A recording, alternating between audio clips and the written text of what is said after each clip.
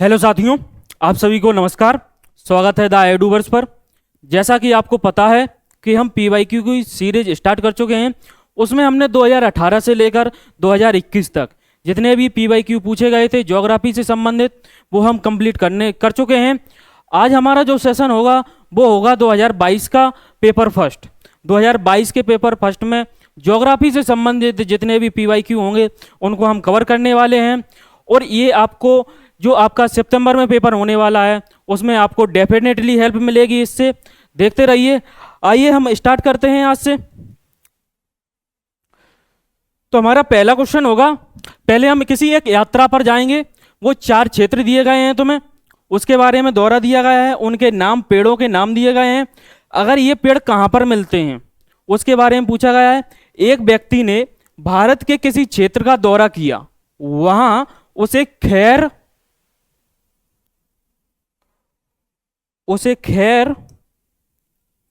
नीम और खेजड़ी और इसके साथ ही पलास के पेड़ मिले। उसने निम्नलिखित में से किस क्षेत्र का दौरा किया? अगर हम ये चारों पेड़ों के नाम देखते हैं, खैर है, नीम है, खेजड़ी है, पलास है, ये सबसे ज़्यादा पेड़ कहाँ पर मिलते हैं? ये वाले पेड़ किस क्षेत्र में मिलते हैं? जहाँ पे पानी की मात्रा कम होगी वहाँ पे ये पेड़ मिलते हैं। अगर ये पेड़ कम मिलेंगे वहाँ पर जहाँ पे पानी की मात्रा कम होगी, वह क्षेत्र कौन सा होगा? मरुस्थल वाला इलाका। कौन सा होगा? मरुस्थल वाला इलाका। अगर आपके ऑप्शंस में मरुस्थल वाला इलाका है तो आप इसको डायरेक्ट टिक कर सकते हैं। जैसे कि हमारे ऑप्शन कौन सा है? डी। ऑप्शन डी में क्या है? मरुस्थल या डेजर्ट वाला क्षेत्र। तो वहां पर क्या है कि खैर मिलेगा, नीम मिलेगा, खेजड़ी मिलेगा और पलास मिलेगा। ये जो खेजड़ी है ये राजस्थान का राजकीय वृक्ष भी है। राजस्थान का राजकीय वृक्ष भी घोषित किया गया है खेजड़ी को, और वहां पर इसकी पूजा भी की जाती है। ठीक है। और हमारे ऑप्शंस कौन कौन से हैं? मालाबार तट है, गारो पहाड़ है और सुंदरबन डेल्टा है। सुंदरबन डेल्टा में हमने देखा होगा वहां पे कौन से मिलते हैं पेड़? हमें वहां पर पेड़ मिलते हैं मैंग्रोव्स। कौन से मिलेंगे? मैंग्रोव्स। मैंग्रोव्स वन मिलेंगे वहां पे। ठीक है। जैसे ही हम मालाबार की तट की ओर आते हैं, जैसे कि मालाबार का तट कहाँ पे मिलेगा आपको? ये केरल के आसपास मिल जाएगा। यहाँ पे इस वाले इलाकों में कैसी वर्षा होती है? यहाँ पे 200 सेंटीमीटर से अधिक वर्षा होती है। और यहाँ पर कैसे फॉरेस्ट मिलते हैं? एवरग्रीन फॉरेस्ट मिलते हैं, सदा रहित, मतलब कि यहाँ पे परमानेंट एवरग्रीन फॉरेस्ट मिलेंगे। यहाँ पे पेड़ पौधे अपनी पत्तियां कभी नहीं गिराते हैं। एवरग्रीन फॉरेस्ट हरदम हरा भरा रहता है ये वाला क्षेत्र। ये मालाबार तट वाला है। इसके बाद है गारो पहाड़। गारो खासी जयंतियाँ का नाम सुना होगा, ये मेघालय वाले रीजन में आते हैं। तो यहाँ पर भी वर्षा ज़्यादा होती है। इसके कारण यहाँ पे ये खैर, नीम, खेजड़ी ऐसे पलास के जो पेड़ नहीं मिलेंगे।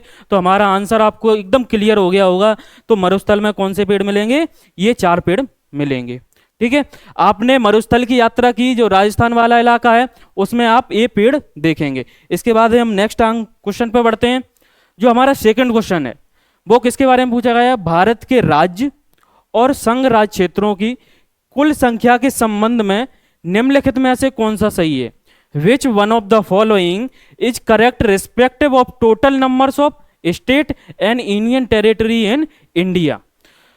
तो 28 states and 8 union territories, 27 states and 9 union territories, 30 states, 6 union territories, 29 states, 7 union territories।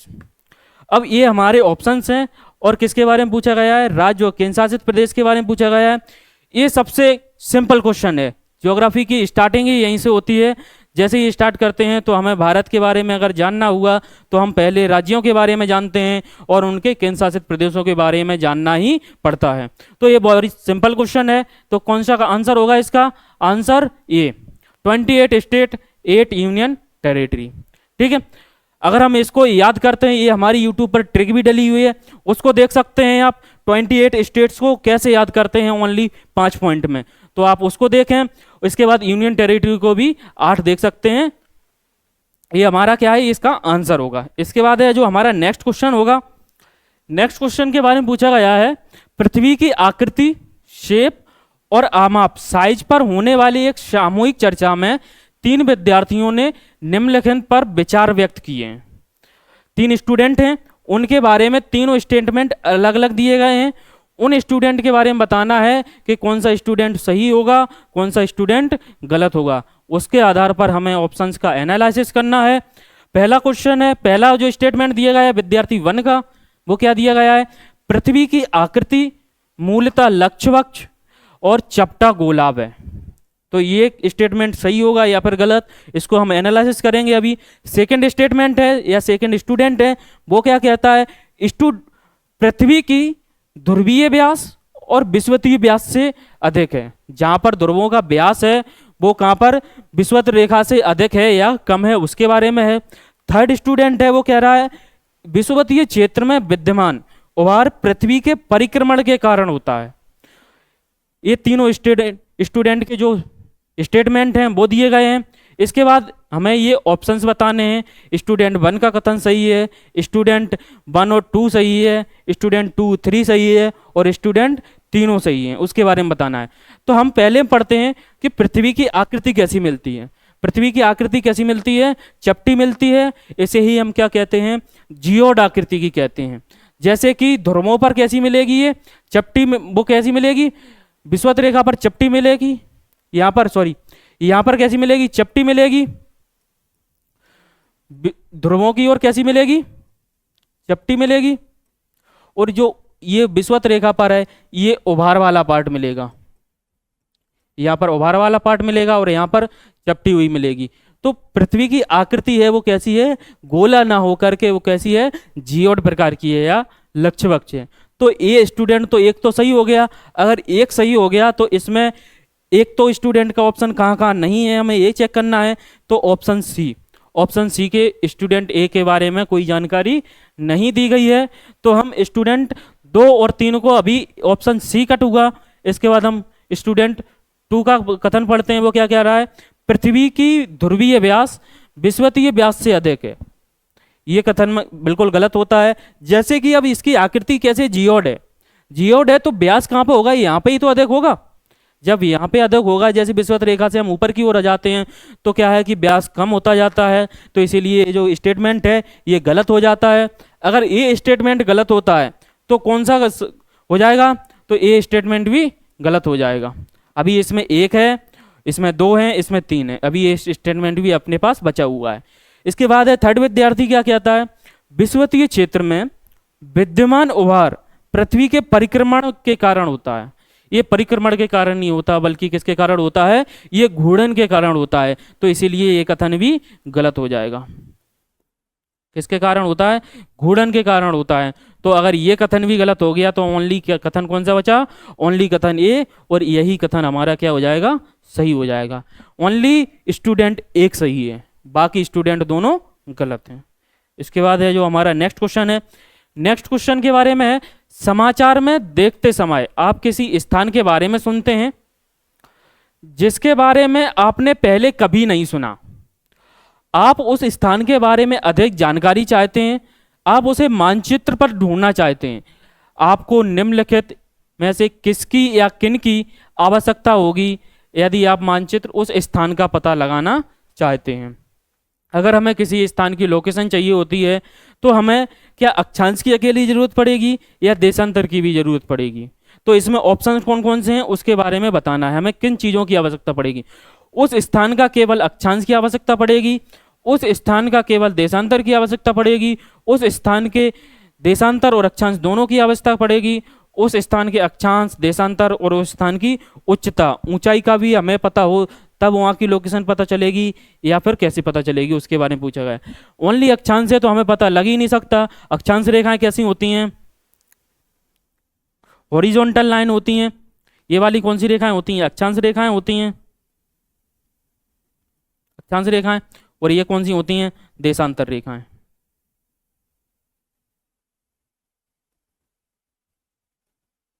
देशांतर रेखाएं। अब ये देखो, ओनली अक्षांश से हमें यहाँ की लोकेशन पता लग सकती है या फिर नहीं? तो हमें ओनली अक्षांश के आधार पे इनकी लोकेशन पता नहीं लग सकती, और ना ओनली देशांतर के आधार पर लग सकती है। अगर हम अक्षांश और देशांतर अगर दोनों जोड़ दिए जाएं, इसमें अक्षांश रेखाएं जोड़ दी जाएं तो हमें एक स्पेसिफिक पॉइंट मिल जाते हैं कि कहाँ से अक्षांश गुजरेगा, कहाँ से देशांतर गुजरेगा, तो हम उसकी लोकेशन आसानी से पता लगा सकते हैं। ऊंचाई से इसका कोई संबंध है नहीं, अगर ऊंचाई से नहीं है तो ये वाला कैंसिल हो गया और देशांतर भी कैंसिल हो गया, तो ऑप्शन कौन सा बचा? ऑप्शन सी अकेला, उस स्थान के देशांतर और अक्षांश दोनों। अगर हमें दोनों पता होंगे तो हम कहीं की भी लोकेशन को ज्ञात कर सकते हैं। इसके बाद है नेक्स्ट क्वेश्चन हमारा। नेक्स्ट क्वेश्चन है उत्तराखंड के जंगल, हिमाचल प्रदेश के कुल्लू घाटी। पहले कहा दिया है उत्तराखंड के जंगल, हिमाचल प्रदेश की कुल्लू घाटी, नागालैंड मणिपुर की जुकाऊ घाटी। निम्नलिखित में से किस कारणों से खबरों में है? मतलब कि यहाँ पे ये बताना है तुम्हें, ये जो 3 क्षेत्र दिए गए हैं, ये 4 ऑप्शंस हैं, किन के कारण ज़्यादातर खबरों में रहती है उसके बारे में बताना है हमें। तो ऑप्शंस कौन कौन से हैं? डिफॉरेस्टेशन है आपके पास, फॉरेस्ट फायर है, इसके बाद है कौन सी? वन्य प्राणियों की चोरी से शिकार या पोचिंग के नाम से जाने जानते हैं। इसके बाद ऑप्शन डी है कौन सा आपके पास? अवैध खनन। तो उत्तराखंड में अभी भी आग वगैरह की घटनाएं चल रही हैं, अभी भी आग वहां पे नहीं बुझ पाई है, तो ये तो आग से संबंधित हम कह सकते हैं, ये आग से संबंधित है, तो हम इससे अंदाजा लगा सकते हैं कि ये किससे संबंधित होगा? दावानल या फॉरेस्ट फायर से संबंधित होगा। ये वनोन्मूलन मतलब कि वनों का कटना, वो क्या कहलाता है? वनोन्मूलन। ठीक है, वन्य प्राणियों की चोरी का शिकार वगैरह, तो ये कोई क्षेत्र ऐसा हमने कभी न्यूज में नहीं सुना है, तो ये भी कथन नहीं होगा। अवैध खनन वगैरह तो यहाँ पर बहुत कम होता है, मिनरल्स वगैरह का क्षेत्र कम है, तो इसीलिए यहाँ पे मिनरल्स वगैरह की पेटी भी नहीं मिलती, तो ये अवैध खनन का कोई काम नहीं है, तो ये भी कथन गलत हो गया। डिफॉरेस्टेशन वाला भी गलत हो गया। बचा ओनली हमारे पास कौन सा? Forest fire. फॉरेस्ट फायर ये इसका हमारा सही आंसर होगा। ठीक है, इसके बाद है हमारे पास जीपीएस के बारे में पूछा गया है। ग्लोबल अवस्थिति सिद्धांत या फिर वैश्विक अवस्थिति प्रणाली, ग्लोबल पोजिशनिंग सिस्टम, जीपीएस के संबंध में निम्नलिखित में से कौन सा सही नहीं है? अब यहाँ पे हमारे पास नोट लग गया है, तो हमें ये क्वेश्चन को हमें और ध्यान से पढ़ना होगा। तो ये कौन सा है? पहले यह पृथ्वी की परिक्रमा कर रहे उपग्रहों के नेटवर्क पर आधारित है। इसके बाद यह त्रिकोणीय पद्धति पर आधारित है। इसके बाद सी है जीपीएस रिसीवर अक्षांश देशांतर उच्चता के संदर्भ में लोकेशन बताते हैं। इसके बाद ऑप्शन डी है यह केवल सैन्य अभियानों के लिए सूचना प्रदान करते हैं। तो हमें किसके बारे में? जीपीएस के बारे में पता होना चाहिए। जीपीएस है क्या, जीपीएस क्या नहीं है? यह अमेरिका का ग्लोबल पोजीशनिंग सिस्टम है जो हमें क्या लोकेशन के बारे में जानकारी देती है, जिससे हम कहीं पर भी पहुंच सकते हैं। गूगल मैप भी किसके सहायता से काम करता है? ग्लोबल पोजीशनिंग सिस्टम के तहत ही काम करता है। ठीक है, गूगल मैप वगैरह का नाम सुना होगा। ये केवल सैन्य अभियानों के लिए नहीं है, बल्कि ये पब्लिक के लिए भी खुला हुआ है, वायुयान वगैरह के लिए भी उपयोग कर सकते हैं।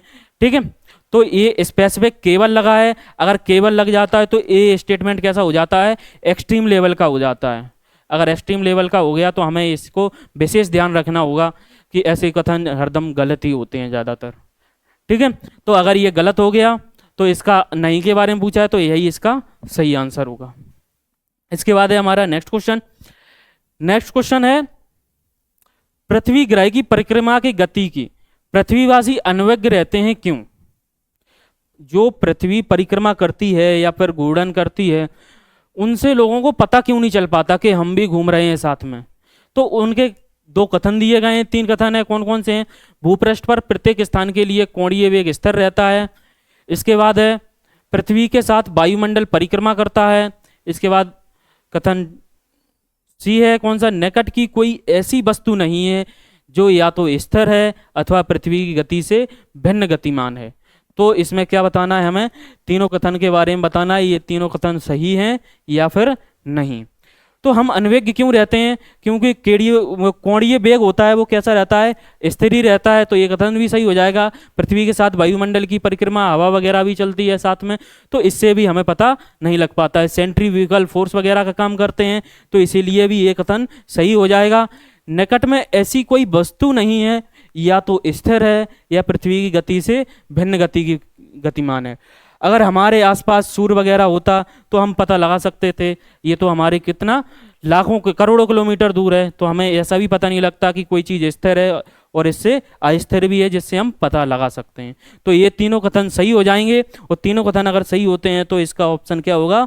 Option D, 1 2 3। इसके बाद है नेक्स्ट क्वेश्चन हमारा, निम्नलिखित शहरों में किसे सर्वप्रथम मेगा सिटी का दर्जा दिया गया है या दर्जा प्राप्त हुआ है? तो हमारे पास ये चार ऑप्शंस हैं, लंदन है, पेरिस है, न्यूयॉर्क है, वॉशिंगटन है। ये चारों शहरों के बारे में बताना है। इनमें से चारों शहरों में से कौन सा, किसको सबसे पहले किसका मेगा सिटी का दर्जा दिया गया है? मेगा सिटी का दर्जा देने का यानी कि मतलब होता है जहां पर लगभग 1 करोड़ जनसंख्या हो। कितनी हो? 1 करोड़ जनसंख्या हो, उसे हम क्या कहते हैं? मेगा सिटी का दर्जा देते हैं। और उसको किसको दिया गया था? 1950 में दिया गया था न्यूयॉर्क को सबसे पहले।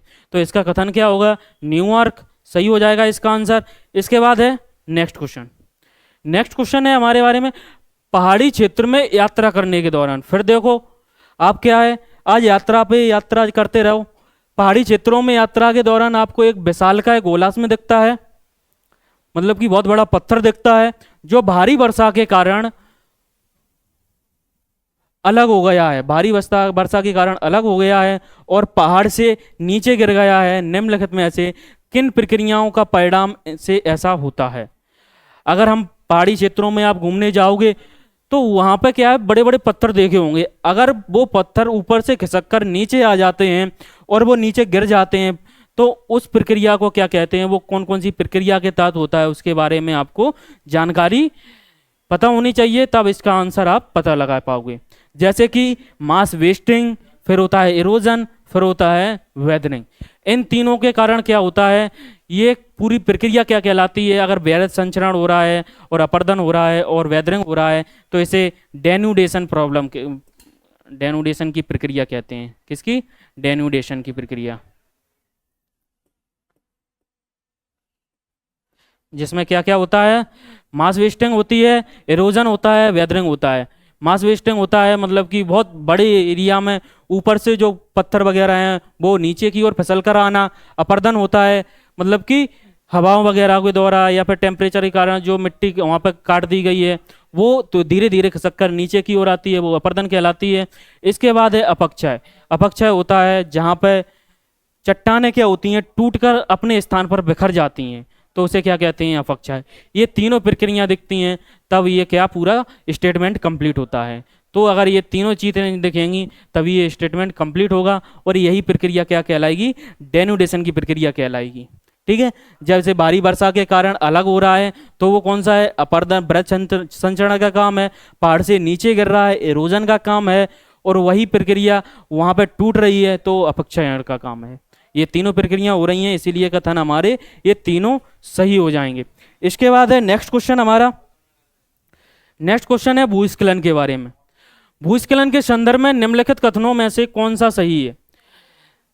ये वर्षा के दौरान हल्की ढलान पर घटित होते हैं, ये सामान्य प्रचुर मृत्तिका वाली मृदा या क्लेरेज सॉइल में घटित होते हैं, भूकंप के भूस्खलन प्रेरित होते हैं, भूकंप से भूस्खलन प्रेरित होते हैं। ये तीनों कथन के बारे में हमें स्टेटमेंट पढ़ना है पहले, फिर इसके बारे में हमें आंसर लगाना है। तो क्या लिखा है? ये वर्षा के दौरान केवल हल्की बारिश के दौरान घटित होते हैं। ये हल्की बारिश के दौरान घटित नहीं होते हैं और वर्षा से इतना ज़्यादा संबंध इनका रहता नहीं है भूस्खलन का।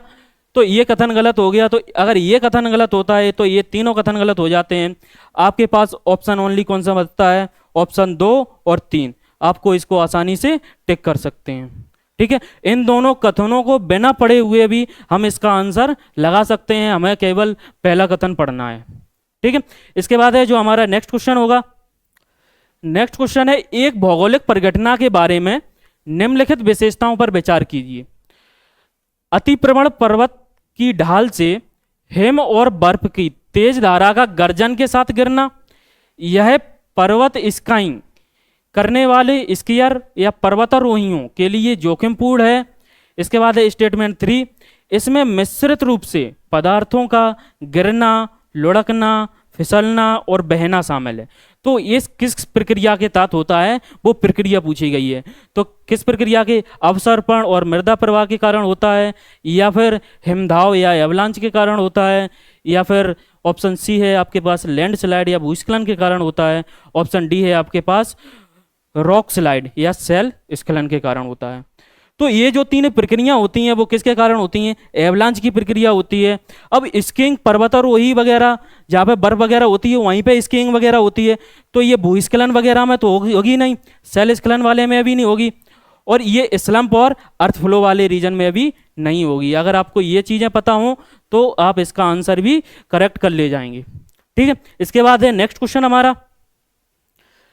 नेक्स्ट क्वेश्चन है निसर्ग, गति, निवार, ताउते और यास किससे संबंधित हैं? ये जो 5 नाम दिए गए हैं ये किससे संबंधित हैं? चक्रवात से संबंधित हैं, जो 2020 और 2021 के दौरान घटित हुए हैं।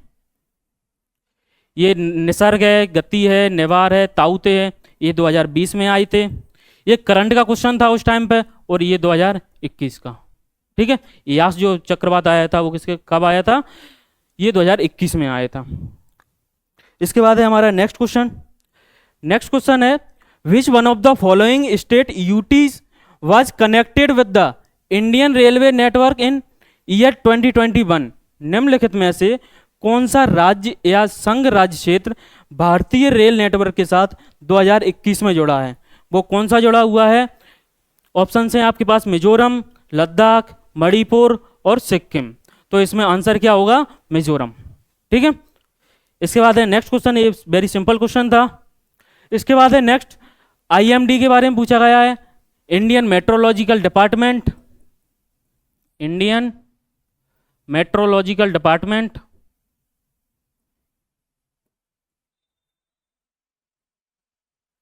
निम्नलिखित में से वृष्टि प्रकोष्ठ क्लाउड बस्ट विशेषताओं में कौन सी है? क्लाउड बस्ट के बारे में आपके पास 2 स्टेटमेंट हैं। पहला स्टेटमेंट है सीमित भौगोलिक क्षेत्र में अल्प समयावधि में अत्यधिक वर्षण, ये कथन सही होगा या फिर गलत होगा इसके बारे में। इसके बाद है सेकंड स्टेटमेंट, यह सामान्यतः मानसून की अवधि के दौरान होता है और यह आकस्मिक बाढ़ और भूस्खलन को प्रेरित करता है। इन दोनों कथनों के बारे में हमें क्या आईएमडी के हिसाब से वृष्टि प्रकोष्ठन किसे कहते हैं उसके बारे में बताना है। क्लाउड बस्ट की प्रक्रिया कैसे होती है? यह मतलब कि एक भौगोलिक क्षेत्र में कुछ समय में लगभग बहुत ज़्यादा वर्षा हो जाती है तो उसे ही हम क्या कहते हैं? क्लाउड बस्ट कहते हैं। जैसे कि उत्तराखंड वाला इलाका, उत्तराखंड, हिमाचल प्रदेश, यहाँ पर क्लाउड बस्ट की प्रक्रिया बहुत ज़्यादा होती है, तो ये कथन क्या हो जाएगा? ये सही हो जाएगा। यह सामान्य मानसून अवधि के दौरान होता है, यह आकस्मिक बाढ़ और भूस्खलन से प्रेरित करता है, तो ये भी कथन सही हो जाएगा। अगर ये दोनों कथन सही हैं तो ऑप्शन कौन सा हो जाएगा? Option C. ये आपको आंसर पता लग गया होगा। इसके बाद है नेक्स्ट क्वेश्चन हमारा। नेक्स्ट क्वेश्चन है हिम स्नो के बारे में पूछा गया है। सहिमवृष्टि और ओला निम्नलिखित में से किसका रूप है? प्रेसिपिटेशन का रूप है, कंडेंसेशन का रूप है, ट्रांसपिरेशन का रूप है या फिर एवोपरेशन का रूप है।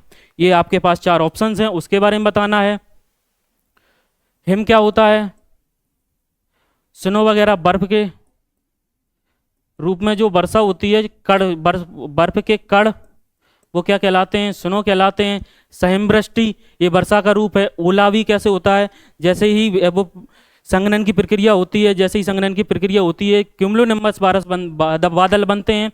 जब बादलों का फॉर्मेशन होता है तो जब जैसे ही और ऊपर की ओर जाते हैं तो जो बर्फ के वो मिट्टी रहती है, मिट्टी के साथ अपनी आर्द्रता को ग्रहण करती है। जब आर्द्रता ग्रहण होती जाती है, जैसे ही ऊंचाई के साथ ऊपर बढ़ते जाते हैं तो ये क्या बर्फ के रूप में बन जाते हैं। जब बर्फ के रूप में वहाँ सहने की क्षमता नहीं रहती तो ये ओले के रूप में गिरते हैं, उन्हें क्या कहते हैं? हेल कहते हैं। यह बरसाई के ही रूप हैं तो प्रेसिपिटेशन कहते हैं। संघनन क्या होता है? कंडेंसेशन वगैरह। ठीक है, ट्रांसपिरेशन बाष्पोत्सर्जन होता है, एवोपरेशन बाष्पीकरण होता है। ठीक है, ट्रांसपिरेशन क्या होता है? जैसे जड़ों पौधों के द्वारा यहाँ से पत्तियों के द्वारा जो क्या हो रहा है? एवोपरेशन हो रहा है, उसे ही क्या कहते हैं हम? ट्रांसपिरेशन या बाष्पो उत्सर्जन। और बाष्पीकरण होता है सीधा वायु के द्वारा पानी ऊपर की ओर जाना। ठीक है, बाष्प में बदल जाना, पानी का बाष्प में बदल जाना क्या कहलाता है? बाष्पीकरण कहलाता है। इसके बाद है हमारा नेक्स्ट क्वेश्चन। नेक्स्ट क्वेश्चन है तप्त उष्णकटिबंधीय मरुस्थल क्षेत्रों में अपक्षयण के सर्वाधिक व्याप्त रूप से संभावना निम्नलिखित में से किसकी है? Which one of the following is likely to be the most prevalent form of weathering in hot tropical desert area.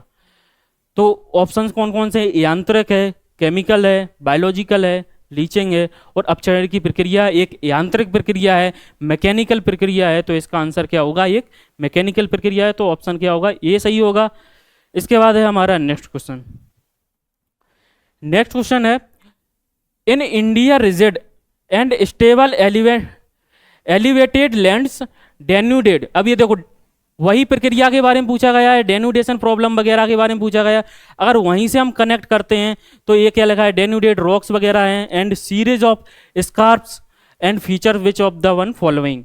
Bharat में कठोर स्थिर उत्थित भूमि, आच्छादित शैल और कगार स्कार्प्स वगैरह कहाँ पे मिलते हैं उसके बारे में। उत्तर पर्वत वाला क्षेत्र है, प्रायद्वीपीय पठार वाला क्षेत्र है, उत्तरी मैदान वाला क्षेत्र है और तटीय मैदान वाला क्षेत्र है। अगर ये तीनों आकृतियां कहाँ पर मिलती हैं उनके बारे में पूछा गया है, वो कौन सा क्षेत्र होगा? भारत कठोर और स्थिर भूमि कहाँ पे मिलेगी? यहाँ पर मिलेगी। ये कौन सा पूरा एरिया है? ये प्रायद्वीपीय भारत, पेनिनसुलर रीजन वाला रीजन है ये उठा हुआ भाग भी है, स्थिर भी है और कठोर भी है।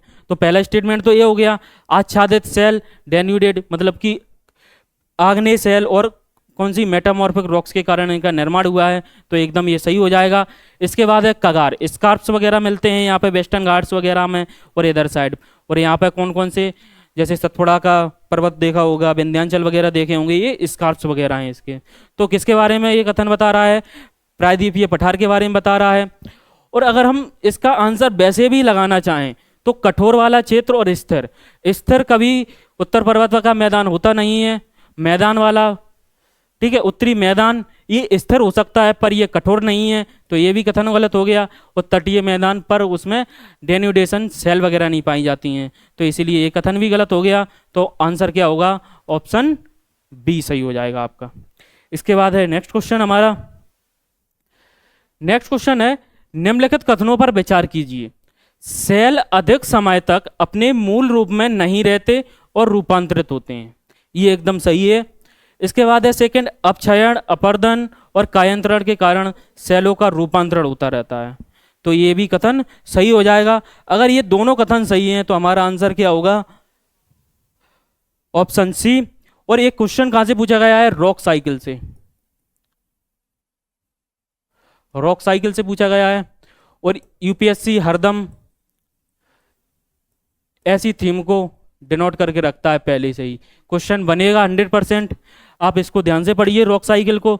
जैसे आग्नेय शैली के बारे में सुना होगा, कायांतरण शैलों के बारे में सुना होगा, ठीक है, इन शैलों के बारे में आप जानकारी कंप्लीट कर लीजिए अपनी। इसके बाद है अपक्षयण, वृक्षरण, अपरदन, परिवहन निम्नलिखित में से किस प्रक्रिया का सूचक है?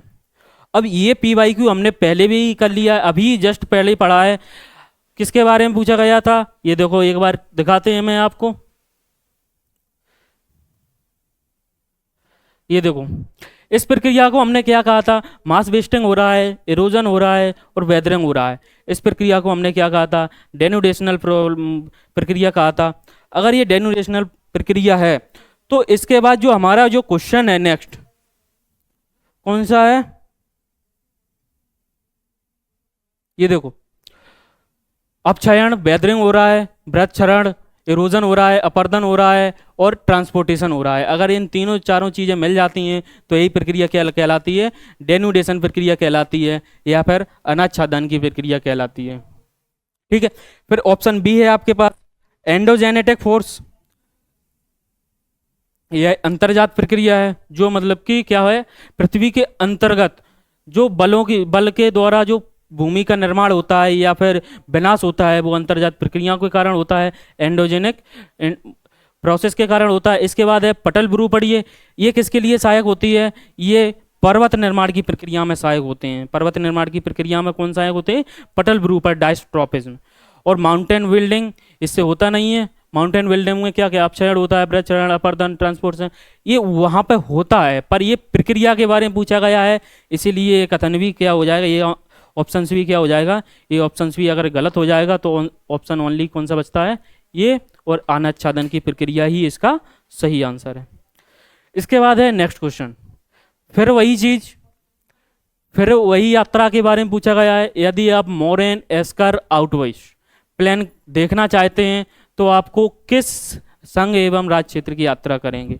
अगर आप इन आकृतियों का, इन जो दी गई हैं आपके बारे में आकृतियां, अगर इनके बारे में आपको देखना है तो आपको कहाँ जाना पड़ेगा, अंडमान निकोबार जाना पड़ेगा, लक्षद्वीप जाना पड़ेगा, पौंडुचेरी जाना पड़ेगा, या फिर लद्दाख जाना पड़ेगा। ये चार ऑप्शंस हैं।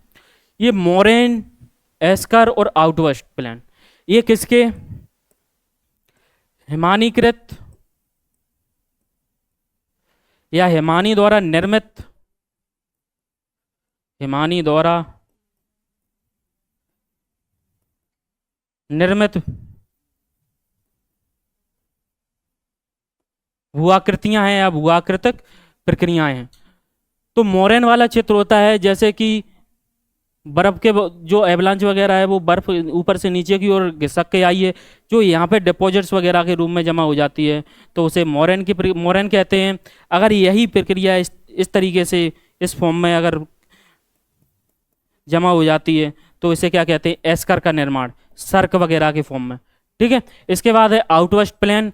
अब ये जो हिमालय वाला क्षेत्र है, यहाँ से जो लास्ट में जो पानी भर जाता है, फिर वो पानी सूख जाता है, जहाँ पे बर्फ वगैरह भरती है, तो वहाँ पे आउटवेस्ट प्लेन्स वगैरह का निर्माण होता है। और ये कहाँ पर मिलते हैं, अगर ये हिमानी से संबंधित है तो ये अंडमान निकोबार में कभी बर्फ पड़ता नहीं है, तो ये तो वैसे ही गलत हो जाएगा, लक्षद्वीप भी गलत हो जाएगा, पौंडुचेरी भी गलत हो जाएगा।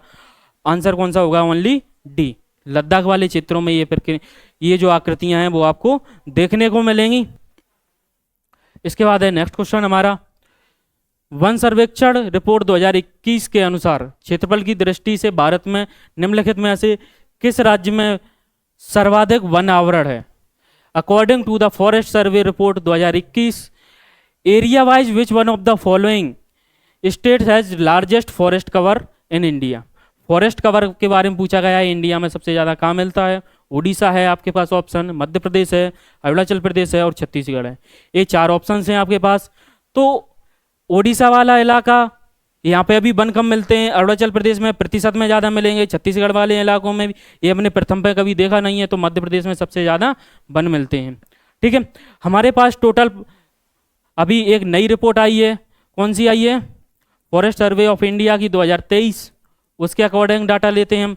उसमें एमपी फर्स्ट पे ही है। ठीक है, एमपी, फिर इसके बाद अरुणाचल प्रदेश, फिर क्या आएगा, छत्तीसगढ़। ये तीन रीजन है। तो हमारा आंसर क्या होगा, 2021 के अनुसार पूछा गया है, और ये जब 2021 में रिपोर्ट आई होगी और 2020 में जब आपका पेपर लगा तो ये करंट का भी क्वेश्चन बन जाता है आपके लिए। ठीक है, ये 2022 में आपको पूछा गया है जब रिपोर्ट परिवर्तित हुई। अब 2023 की रिपोर्ट आई है, इसमें लगभग बताया गया है टोटल फॉरेस्ट कवर कितना है, टोटल ट्री कवर कितना है। तो टोटल फॉरेस्ट और टोटल ट्री कवर अगर मिला देते हैं तो ये लगभग कितना मिलता है, 25% मिलता है। ठीक है, इसको ध्यान से पढ़ लेना क्योंकि ये क्वेश्चन बनता ही है आपके बारे एग्जाम में। ये हमारे 2022 के PYQ यहाँ तक कंप्लीट हुए हैं। इसके बाद एक जरूरी इंफॉर्मेशन है आपके लिए। इंफॉर्मेशन क्या है कि हमारा NDA का कोर्स चल रहा है, ये ऑनलाइन ऑफलाइन दोनों माध्यम में है, हिंदी माध्यम हो या इंग्लिश माध्यम हो। ये कक्षाएं 11 मई से प्रारंभ हो चुकी हैं, ये कोर्स अभी भी रनिंग में है। इसके साथ ही जो एक्स NDA एस्पिरेंट्स वगैरह हैं उन्हें 50% का डिस्काउंट वगैरह भी दिया जाएगा। और ये हमारी विशेषताएं क्या होंगी, कोई डाउट्स वगैरह हैं आपके तो आपको सॉल्व किए जाएंगे। इसी के साथ ही आपको कोई जानकारी लेनी है तो आप इस नंबर पर कांटेक्ट कर सकते हैं। हमारा कांटेक्ट है 8982684118। इसी के साथ ही हमारे ये PYQ कंप्लीट होते हैं। और जिससे आप कोई भी एग्जाम की तैयारी कर रहे हो, चाहे SSC हो, रेलवे हो, बैंकिंग हो, व्यापम हो, आप हमारे ऐप को डाउनलोड कर सकते हैं। हमारा ऐप का नाम है द एडुवर्स और वेबसाइट का नाम है www.theeduverse.co.in पर आप जाएंगे, जैसे ही हमारे कोर्स वहाँ पे एनरोल दिखते हुए देख सकते हैं। अगर आपको ये वीडियो अच्छी लगी हो तो लाइक कीजिए, शेयर कीजिए, सब्सक्राइब कीजिए। Thank you.